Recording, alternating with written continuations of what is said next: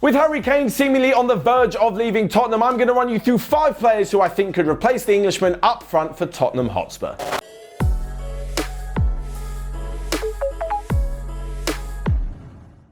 Now the first one is Danny Ings. Now a like-for-like player, Danny Ings is not, but a goal scorer he most definitely is. It's unfortunate that after he left Burnley, his time at Liverpool was severely hampered by injuries, because even Jurgen Klopp was saying what a fantastic player he is, and off the pitch he's got the mentality to come back from so many severe injuries, get that loan move to Southampton, make it a permanent one, and find the back of the net on a ridiculously consistent basis. So much is his belief actually that he's rejected a new contract with Southampton because he thinks he could try his luck at a bigger club again, and who could really blame him? Of course he's so vital to the way that Southampton play and he bags so many goals for them, but if he wants to move on, Tottenham could do no worse than signing him. You'd think that the only problem is that he's going to cost a lot of money because he's coming from another Premier League side and he's English, but with only 1 year left on his deal, Southampton may be willing to let him go to ensure they don't lose him on a free next summer. This will obviously be quite bitter, especially considering that the club are still quite annoyed at the fact that they lost Pierre-Emile Højbjerg for only around 3 million to Tottenham last summer with that swap deal with Carl Walker-Peters.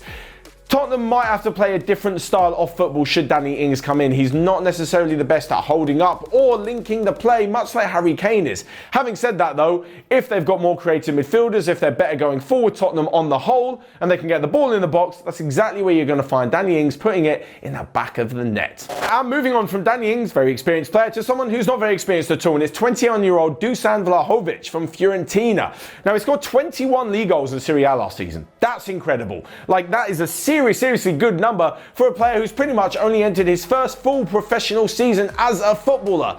This is why I'm not so sure that he'd be the best fit for Tottenham to be their number 1 striker. If they wanted to go and sign him as a backup to someone like Harry Kane or someone else, great. That's absolutely fine, as we saw Carlos Vinicius do last season.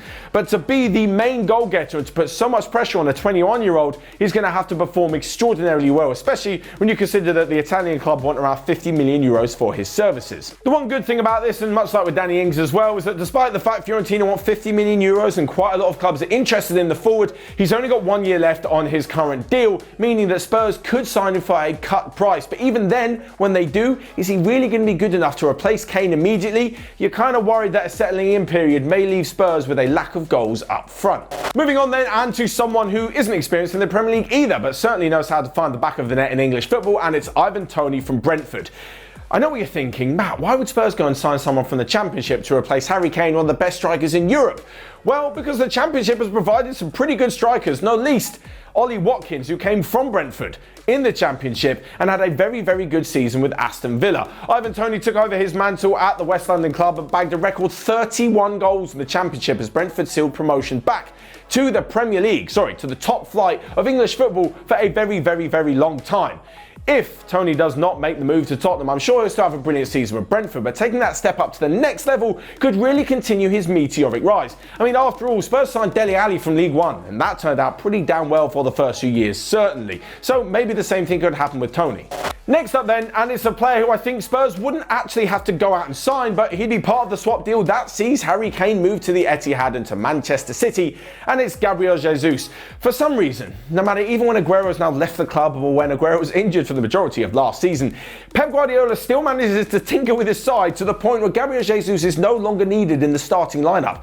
He just can't catch a break, or a game for that matter. He starts so few games that it's actually wonder why Pep Guardiola signed him in the first place. Anyway, the Brazilian is a top quality striker, we know that. He may just need a consistent run of games in the team and to be at a team where he feels appreciated and that are playing to his strengths instead of using a whole load of wingers through the middle in a false 9 position and all the other tactical things that Pep Guardiola loves to do. Jesus moving in the opposite direction will give him a place to play pretty much consistently. He'll be one of the only senior strikers in the squad, and his link up with fellow Brazilian Lucas Moura could actually prove pivotal in Tottenham Hotspur's attack. It looks as though he will be starting the season on the wing, and with Jesus through the middle, who knows?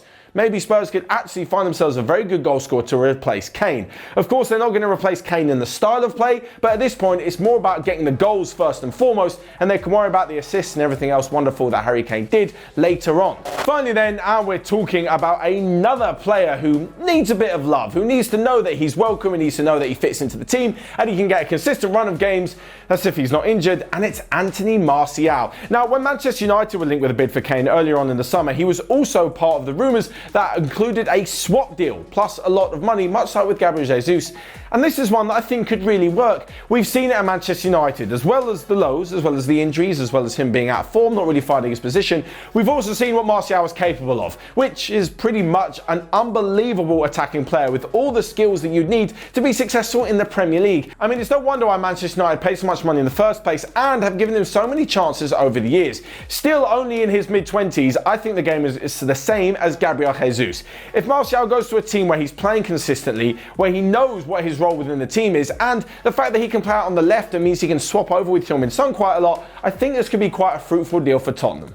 Of course, none of those are going to directly replace Harry Kane, but there are 5 pretty good arguments to make for replacing him. You guys let me know yours in the comment section down below. Check out everything else we got going on, and until next time, I will see you guys later.